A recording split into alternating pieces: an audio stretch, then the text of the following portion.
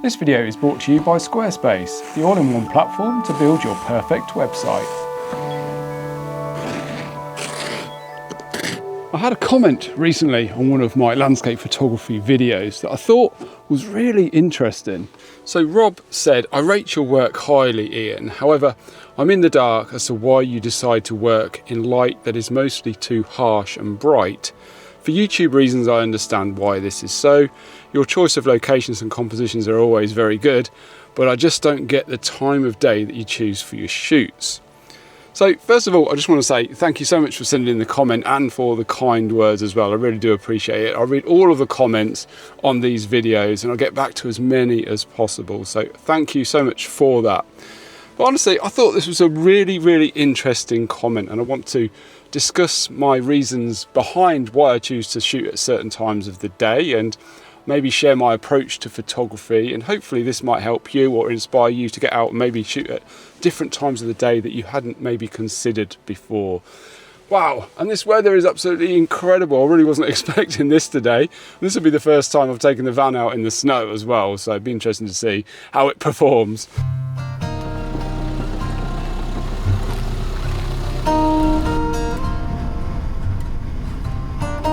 So my plan was to head out to the west coast. However, the main roads are really dicey. The van's doing absolutely fine, no problem at all, but it seems to be other drivers that are having the problem. And I'm thinking if I do head out to the west coast, I've got about a 45-minute drive, which may be a little bit tricky because some of the roads are single track roads. And I'm just worried about maybe other drivers having issues and maybe causing a blockage, which will mean we don't get to do any photography today. So yeah, I think I'm going to stick to a local location, probably about 2 or 3 miles further down this road, so not too far. And just play it safe, I think. But even so, the location we're going to is absolutely stunning. And it's a location I love shooting at, so should be good. So this is us, and the sun is shining now. I have to say, the van coped very well with the icy conditions. Yeah, really impressed.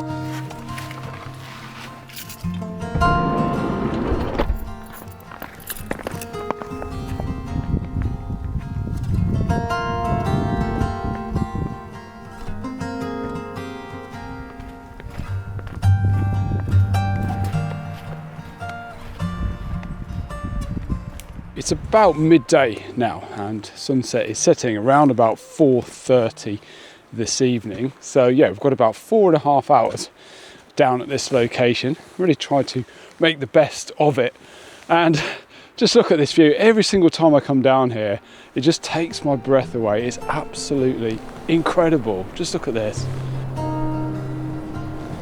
Not a single person down here today. And I don't expect to see anybody either.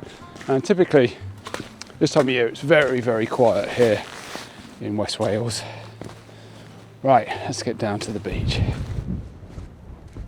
So even though it is midday, and as you can probably tell, the light is quite harsh, what we do have is some really dramatic cloud formations. And that is what I'm hopeful of capturing today.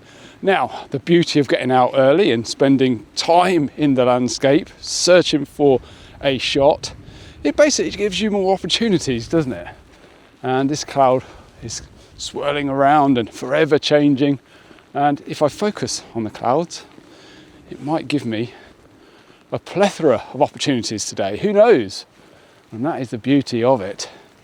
Now, I'm seeing a lot of rock formations down here that I think might be really interesting. Some patterns in the sand too.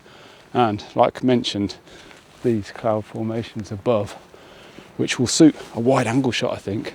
No snow down here. The sea temperatures have obviously kept the air temperature down here just warm enough to not allow the snow to settle on the cliffs, which is a bit of a shame. I was hoping to get some snow on the headland there, but that's not an issue. Right, I'm going to start at the end of these rocks and work my way up the beach, looking for compositions that I can use to anchor my foreground against these dramatic cloud formations.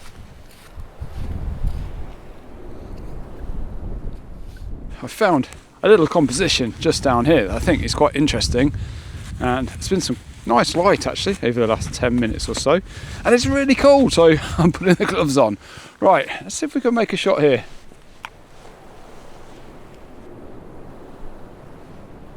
So I've been patiently waiting here for the clouds to be in the right place to complement the rock formations I have down here in the foreground, and that's proving a little bit tricky. It's a bit of a waiting game, but yeah, these big stripes of white cloud come drifting through every now and again, and the light's catching them. We've had a couple of little rainbows in the sky as well.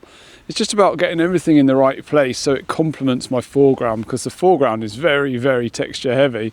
Got a lot of patterns in the sand, which is being nicely lit actually by the diffused light that's coming through the clouds, and these rocky crags in the foreground which stretch away towards the cliff face there. The cliff face is catching some nice light as well, which is pretty cool.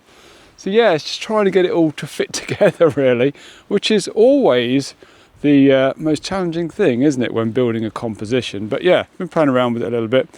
I've got my tripod set up quite high. Typically with a wide angle lens I'll get quite low and quite close to my foreground, but I want to just give a little bit of space around the top of this first outcrop of rocks, just to I guess make them stand out a bit more from the background there. So there's a little bit of sand you can just see sweeping through the composition there before we get to the cliff faces, just to add a little bit of separation and break up the textures just a little bit. I think this is probably a good opportunity to take another shot, and yeah, I'll put it up and we'll move on and see if we can find something else.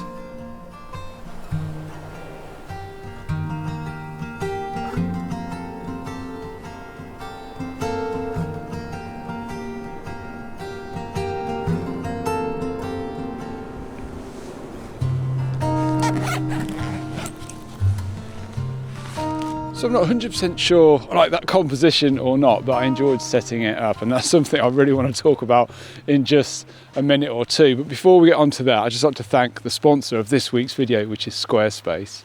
Now, I've been using Squarespace for many years to build and run my website, and it's become an essential part of my photography business. It's where I share my photography, sell my products, and run my membership club, which is called the Photographers Clubhouse. Over there, there's galleries, editing sessions, and a forum. It's an amazing space, and I just couldn't do that without using Squarespace. And the nice thing is you don't need any experience with web design to get started, because Squarespace is a website builder that helps you create a customized site in just a few simple steps, which makes the whole process feel really straightforward.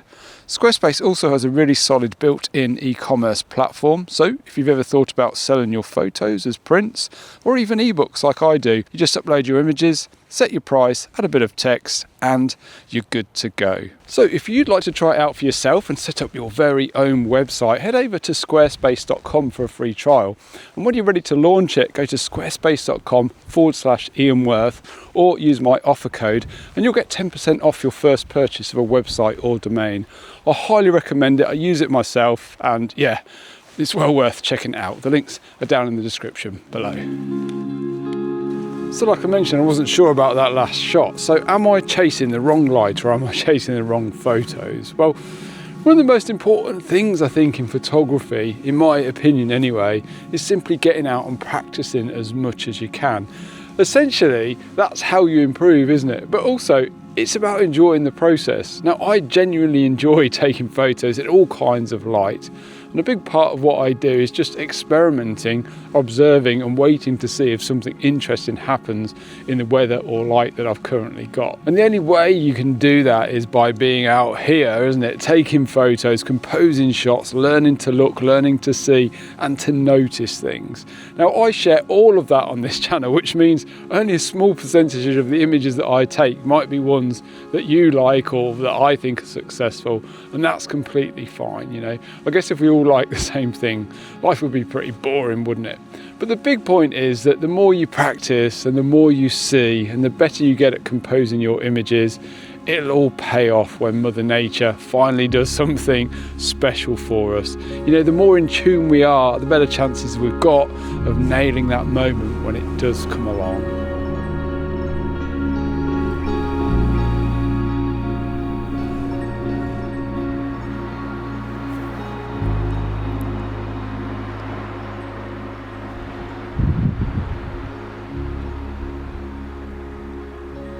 So there's a rock just down here that I think will make a really good piece of foreground interest for a black and white image, especially if we get some clouds sweeping over the top of it. And the light's catching it a treat right now, so let's go and take a look.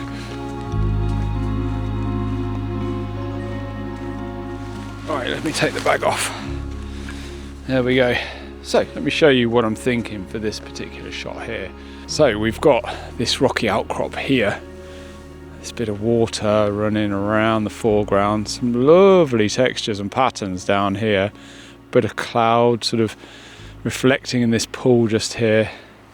And if this bit of cloud here just curls over the top of this, I think it could look really nice.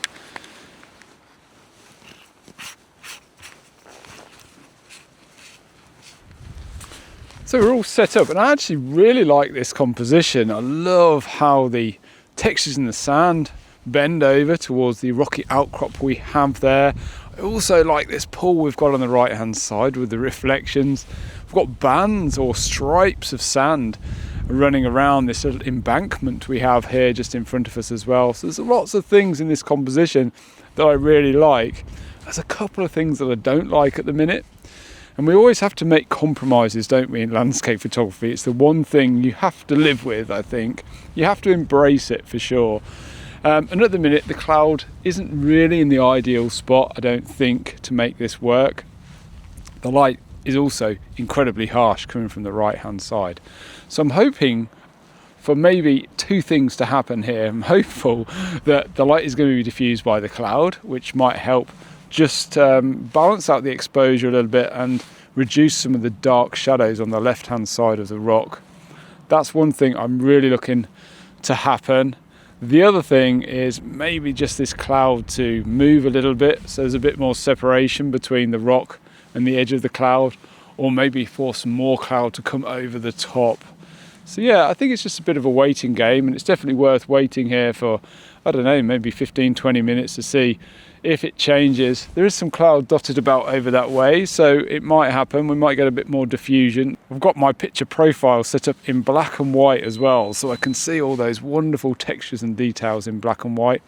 I mentioned this quite a lot, but it's an intentional way of shooting. If you set things up right in camera, it just means a lot more to me when I get back. You know, that whole thought process from composition to the thought, how you want the final image to look. Yeah, it just makes the process more rewarding, I feel, that intentionality. So yeah, that's what we're going for.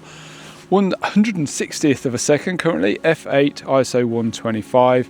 I'm focused just down here on the embankment, just in front of me, and that's getting everything sharp throughout my frame because I'm using the 9mm Viltrox wide angle lens.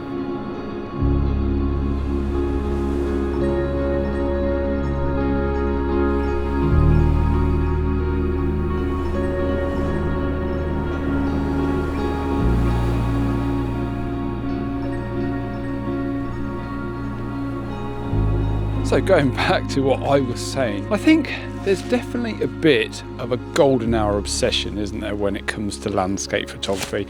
And I'm not immune to this either, by the way. I absolutely love it when the light goes crazy and the sky fills with colour. But I think if we only allow ourselves to shoot during those 30 minutes or so at the end and the start of each day, we're massively limiting what we're giving ourselves the chance to capture. Now, I definitely think social media has had a big influence on that. But at the end of the day, you know, there really is no right or wrong. You should just shoot what you enjoy. And for me, I get more satisfaction from the act of taking photos than anything else. You know, the final image is just, I guess, a byproduct of that. Some of the photos I love, some of them I don't. But I can honestly say that I enjoy taking all of them. And that is what really matters to me.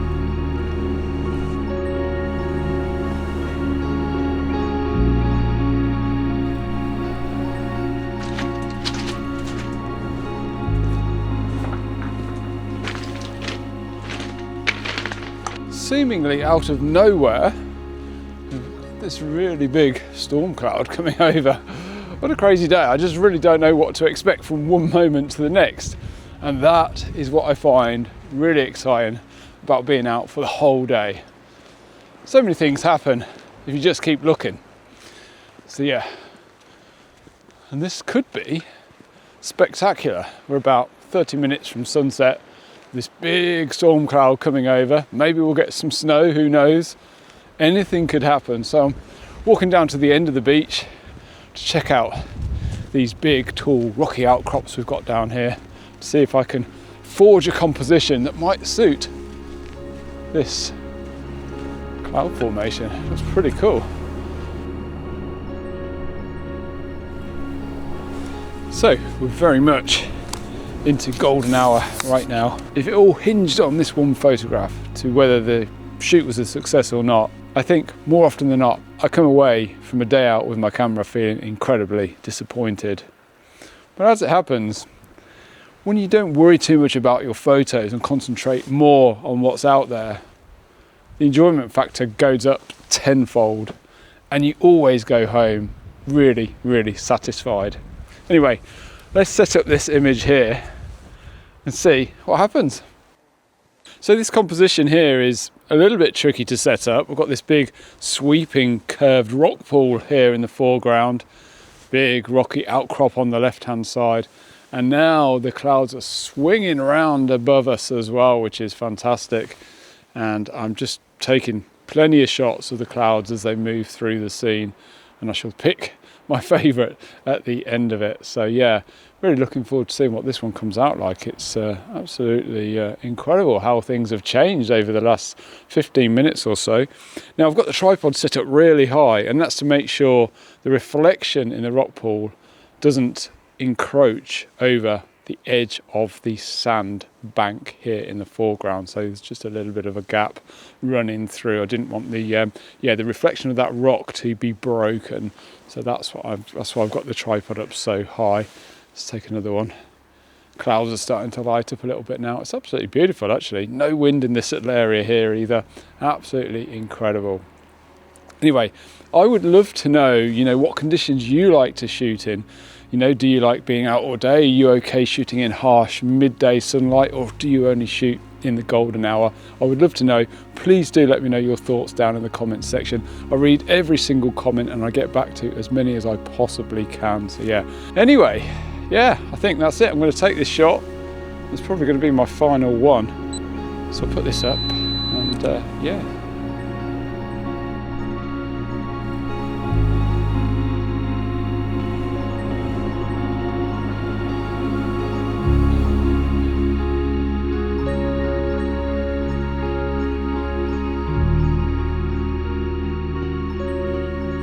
So I've really enjoyed being out here, and what a lovely end to the day as well. I wasn't expecting the cloud to come rushing back over like it did.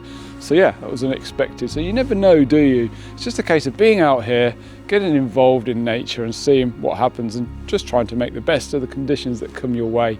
But most importantly, enjoying the process.